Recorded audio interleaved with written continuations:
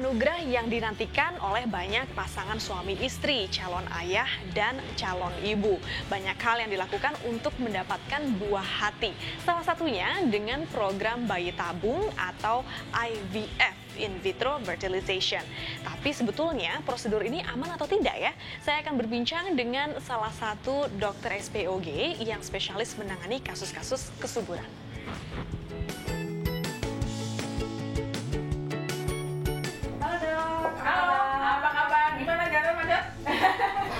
Dokter Caroline, sebetulnya bayi tabung itu prosedurnya seperti apa sih, dok? Ya, jadi kalau prosedur bayi tabung, saya ringkas jadi 3 tahap biar pasien-pasien mengerti. Jadi tahap pertama, ya, umumnya seorang perempuan hanya bisa menghasilkan 1 telur setiap bulannya. Nah, kalau pada bayi tabung, kita akan rangsang. Kita akan stimulasi supaya telurnya bukan hanya 1 yang dihasilkan.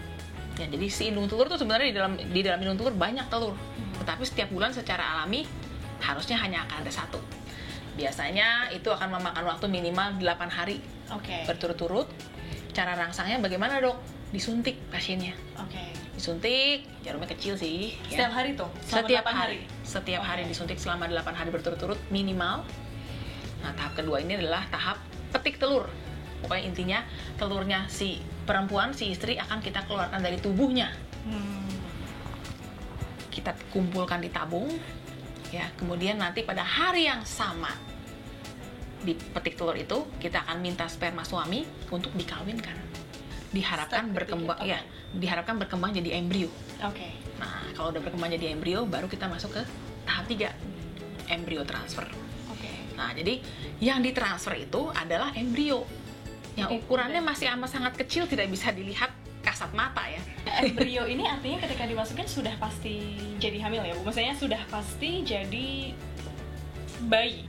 Calon baby kita punya, cuma kepastian hanya milik yang di atas. Oke.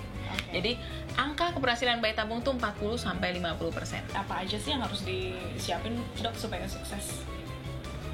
Ya, jadi setiap pasien kondisinya berbeda.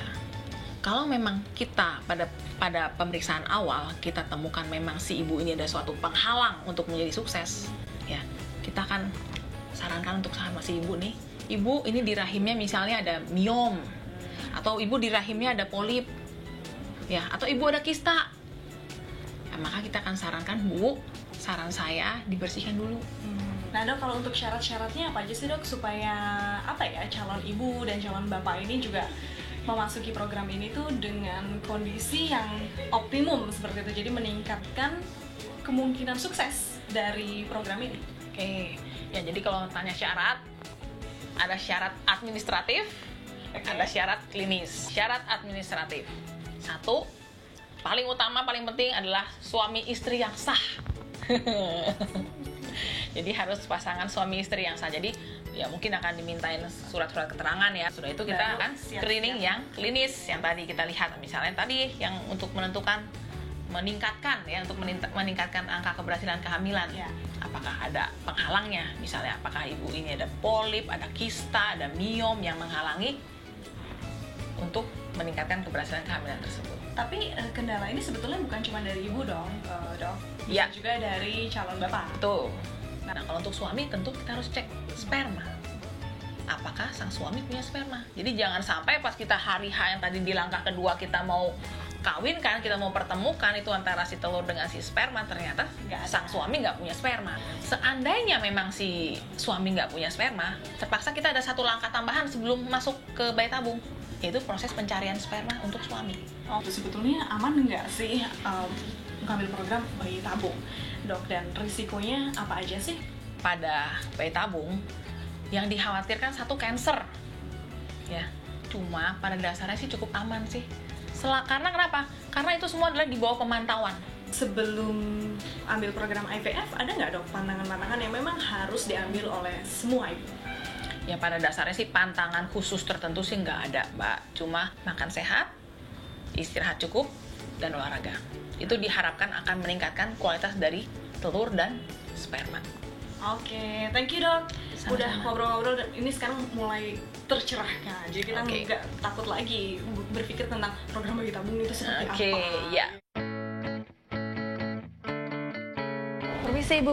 Iya. Maaf ya ganggu Bu. Lagi nunggu dokter ya Bu? Iya, Saya Awis dari Kompas TV. Bu dengan Ibu siapa? dengan Era Bu Era. Ini nunggu dokter lagi ambil program apa sih? ambil program bayi tabung.